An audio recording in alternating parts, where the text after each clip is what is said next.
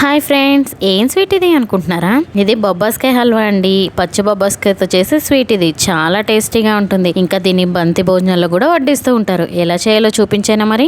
ముందుగా ఒక పచ్చి బొబ్బాస్కాయని తీసుకుని శుభ్రంగా కడుక్కుని పైన చెక్కు తీసేసుకోవాలి. ఇలా చెక్కు తీసుకున్న దీన్ని ఎడ్జెస్ కట్ చేసుకుని సగానికి కట్ చేసుకోండి. ఇప్పుడు లోపల ఉన్న గింజలన్నీ తీసేసి ముక్కలుగా కోసుకుని ఇప్పుడు మనం గ్రేటర్ సహాయంతో దీన్ని బాగా తురుముకోవాలి. నేను ఫస్ట్ పెద్దగా తురుముదామని ట్రై చేసా, బట్ అది స్వీట్ ఉడికేటప్పుడు చాలా టైం పట్టేస్తుందని మళ్ళీ చిన్నదంతా తురుముతున్నాను అనమాట. ఇది తురమడానికి కాస్త టైం పడుతుంది, కాకపోతే టేస్టీ ఫుడ్ ఎంజాయ్ చేయాలంటే ఆ మాత్రం కష్టపడాల్సిందే.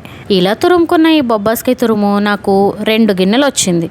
దీన్ని పక్కన పెట్టేసి ఇప్పుడు మిక్సీ జార్లో నేను యాలక్కాయలు తొందరగా నలకడానికి కొంచెం పంచదార వేసి పౌడర్ చేసుకుంటున్నాను. ఇప్పుడు దీనికి కావాల్సినవి నెయ్యి, పంచదార, డ్రై ఫ్రూట్స్, పాలు, ఇంకా మనం ముందుగా తురుము పెట్టుకున్నాం కదా ఆ తురుము కూడా. డ్రై ఫ్రూట్స్లో నేను కాజు, కిస్మిస్, మిలన్ సీడ్స్, ఇంకా పంకిన్ సీడ్స్ తీసుకున్నాను. ఇవే వేసుకోవాలని ఏమీ లేదు, మీకు ఏవి నచ్చితే అవి వేసుకోవచ్చు. ఇప్పుడు పొయ్యి మీద ఒక ప్యాన్ పెట్టుకుని 4 స్పూన్స్ నెయ్యి వేసుకుంటున్నాను. ఇది మొన్న నేను ఊరి నుంచి తెచ్చుకున్న నెయ్యి. ఇది కాస్త కరిగిన తర్వాత మనం ముందుగా తురిమి పెట్టుకున్న ఈ బొబ్బాస్కాయ తురుమును కూడా వేసుకోవాలి.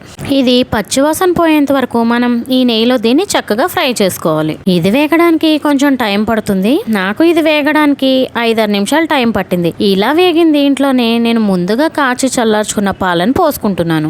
నేను దీంట్లో 1/2 లీటర్ పాలు అనేది వాడుకుంటున్నాను. ఒకవేళ మీకు పాలు నచ్చకపోతే పాలకి బదులుగా మనం పచ్చికోవాని కూడా యాడ్ చేసుకోవచ్చు. పచ్చికోవా అంటే ఏంటి అనుకుంటున్నారా? అన్స్వీటెండ్ కోయా అంటారు కదండి, అది.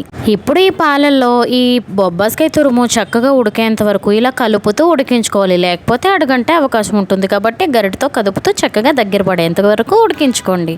ఇది కాస్త దగ్గర పడిన తర్వాత దీంట్లో మనం పంచదార అనేది యాడ్ చేసుకోవాలి. మనం తీసుకున్న బొబ్బాస్కాయ తురుము 2 కప్పులు వచ్చింది కాబట్టి నేను దీనికి 1 కప్పు పంచదార అనేది వాడుకుంటున్నాను. ఈ మెజర్మెంట్ లో తీసుకుంటే స్వీట్ అనేది కరెక్ట్ గా సరిపోతుంది. లేదు మీరు ఇంకా ఎక్కువ స్వీట్ తింటాము అనుకుంటే కనుక ఇంకొంచెం యాడ్ చేసుకోండి. ఇప్పుడు ఈ పంచదార అంతా కరిగి మళ్ళీ మనకి హల్వా దగ్గర పడేంత వరకు చక్కగా ఇలా కలుపుతూ ఉడికించుకోవాలి. ఇది ఉడకడానికి కాస్త టైం పడుతుంది కాబట్టి ఈ లోపు నేను డ్రై ఫ్రూట్స్ వేయించుకుంటాను. మీద ఇంకొక ప్యాన్ పెట్టుకుని ఒక 2 స్పూన్లు నెయ్యి వేసుకుని నేను ముందుగా తీసుకున్న జీడిపప్పు, కిస్మిస్, ఇంకా మిలన్ సీడ్స్, పంకిన్ సీడ్స్ వాటిని ఇందులో వేసుకుని చిన్న సెగ మీద మంచి రంగు వచ్చేంత వరకు వేయించుకోవాలి. ఇలా వేయించుకున్న వీటిని పక్కనుంచుకోండి.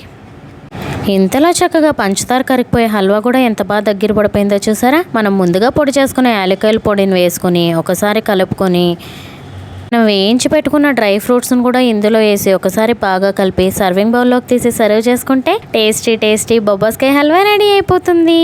ఇది టేస్ట్ అయితే చాలా చాలా బాగుంటుంది. నేను చెప్తున్నాను కదా, ఒకసారి ట్రై చేసి చూడండి. ఈ టేస్ట్ని మీరు కూడా ఎంజాయ్ చేయొచ్చు. అన్నట్టు ఇందులో నేను ఎటువంటి ఫుడ్ కలర్స్ వాడట్లేదు. ఒకవేళ మీకు నచ్చితే వేసుకోండి, అదైతే నేను ప్రిఫర్ చేయను. ఎందుకంటే ఫుడ్ కలర్స్ మన హెల్త్కి అంత మంచిది కాదు. దాని నుంచి క్యాన్సర్ వచ్చే అవకాశం కూడా ఉంటుంది.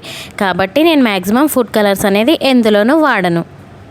ఈ పపాయ మన స్కిన్కి, హెల్త్కి రెండిటికి చాలా మంచిది. నచ్చిందా? లైక్ చేయండి. ఇలాంటి మరెన్నో వీడియోస్ కోసం మన ఛానల్ని సబ్స్క్రైబ్ చేసేయండి. Bye friends.